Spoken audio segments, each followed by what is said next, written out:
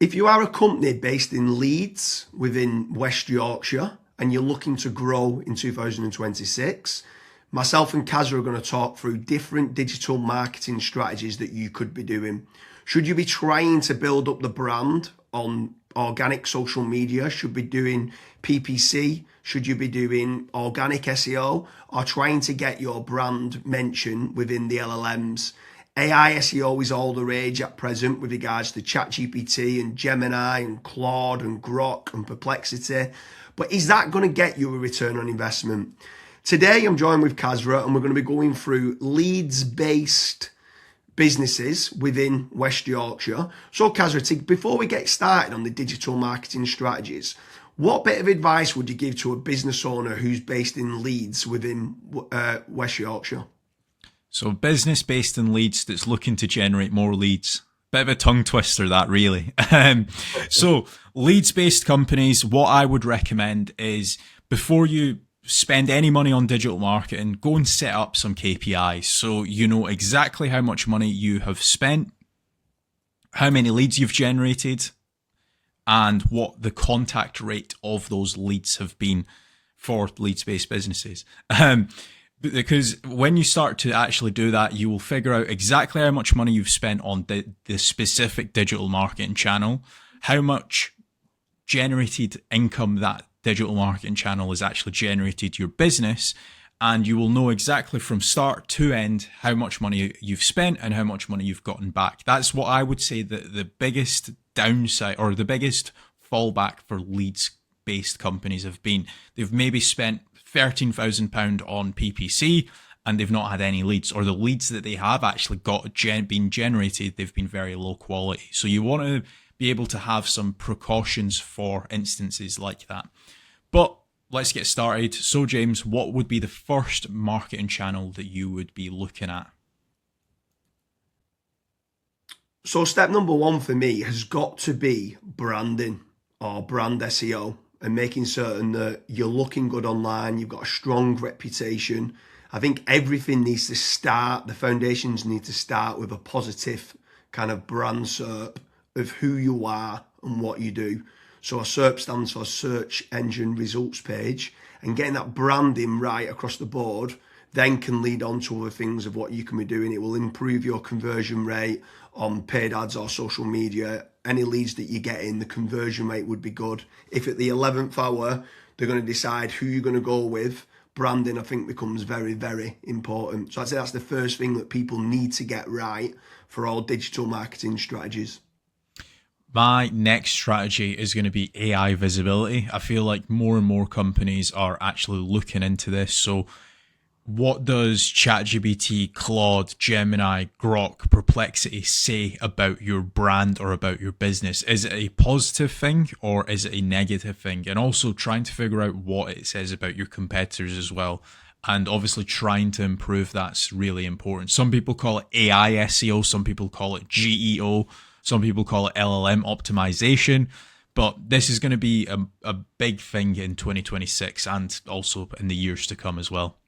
Yeah, I think that's a huge strategy that people need to be looking at with regards to artificial intelligence. More and more people are obviously using AI. The next one for me is filling in the form at FatRank or Promo SEO, which do a commission-based lead generation service for UK companies looking to grow. I think it's important to be looking at your own digital marketing efforts to generate your own leads, but also if you can use some freelancers and outsource some as well, you've got that diversification of leads. So head on over to fatrank.com, fill in the form and see whether they can help you with a no-risk supply of inquiries.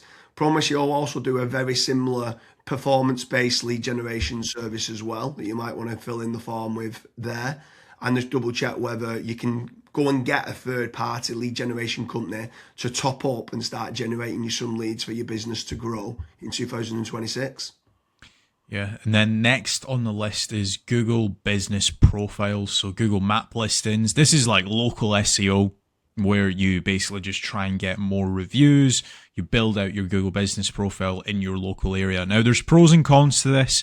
I think the biggest pro is that once it is actually ranking, you are pretty you're going to be consistently generating leads. However, to get from nowhere, like let's say you do not have a Google Maps listing at all, to get it ranking to position number 1, the issue you've got with that is there might be, let's say, a 60 or 100 review deficit. And to obviously get those reviews, you need leads. So it's one of those things. It's like the chicken and the egg. I for one just think it's good for personal branding or for branding of your company. So always try and get the Google Maps listing, but you should always know the pros and cons to it as well. Yeah, for certain. If you're in a local area, you want to try and get those local maps listing. For me, you need to be omni-channel and omnipresent. Yeah. I think the next part is SEO in general, so organic SEO. Can you be building up your website to try and get your website ranking better? If you are in local area, you might want to do your service with the area of where you cover. So like plumbing in Manchester, create a page for that. Hopefully then share that on the Google business profile of what you mentioned.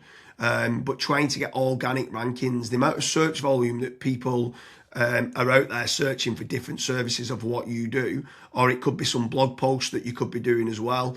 There's different strategies on there that you can be doing, but ideally you want good quality content, build up topical authority, and try and get some third-party backlinks to power up the site to get those organic SEO rankings.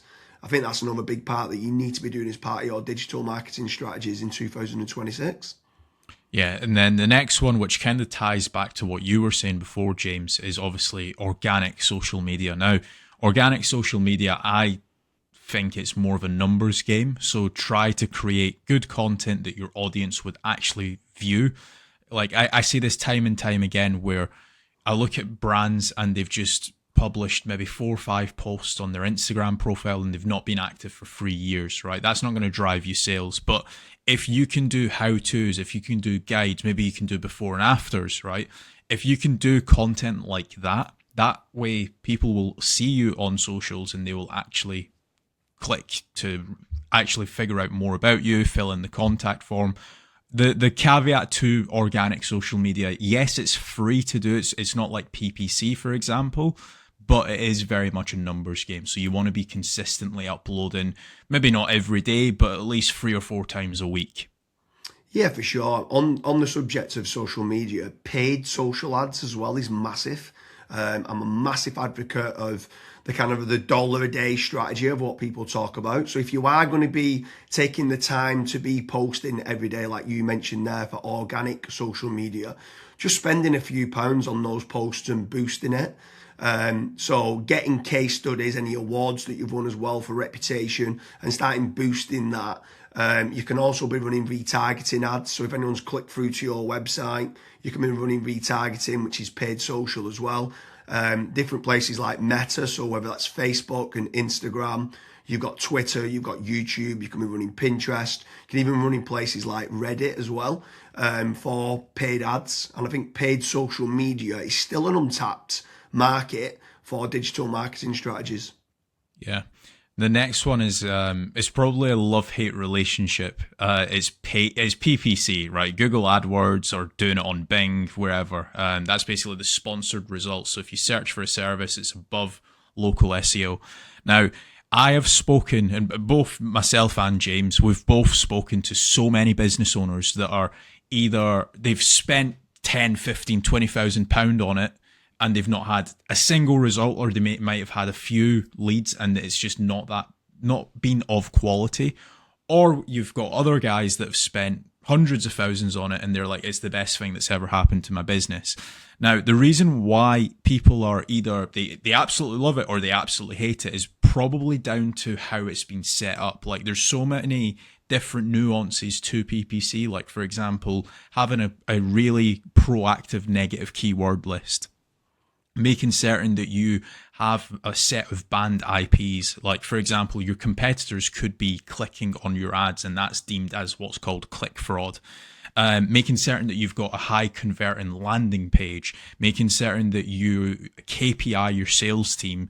So when a PPC lead comes in, that is one of the first priorities that they actually take when it comes to contacting the lead. There's all of these different nuances, and if you're not on the ball with PPC, it's probably not going to work for your business. However, if you've got a really good well-refined sales team, you've got a really good landing page, you've got a well-kept, up-to-date negative keyword list, you are using click fraud software, at that point, it will actually probably perform well for you. But again, just know the pros and cons to PPC. Yeah, for sure. There's certainly pros and cons. There's benefits of using it to get instant leads. But like you said, the amount of people that we speak to that have burnt a lot of budget and not had the inquiries and stuff that's come through as part of the digital marketing is pretty scary. While we're on the subject of paid, obviously we spoke about paid social ads, and now you've spoke there about PPC with Google or Bing. I'm going to throw in the mix paid ads on AI platforms. It's not fully rolled out as we're doing this video, but I know that ChatGPT are looking to try and roll out ChatGPT ads. Claude, Perplexity, other kind of LLMs might start rolling it out in 2026.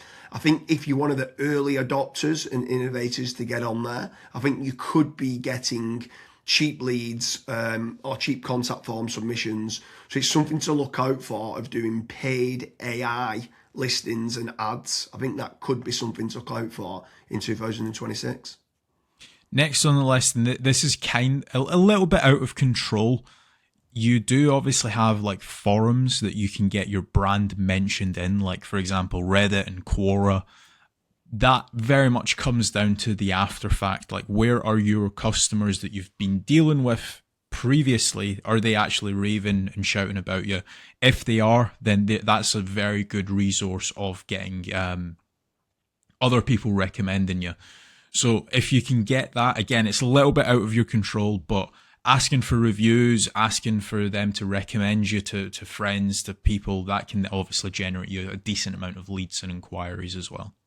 Yeah, for sure. And the add-on benefits to places like Reddit is that it's getting cited so much now in the AI overviews. So when you spoke there early on about AI visibility, if you can try to get a positive kind of lot of people talking about the products and services of what you do and some reviews on there, it's indirectly then going to help you, or directly actually is going to help you with AI visibility.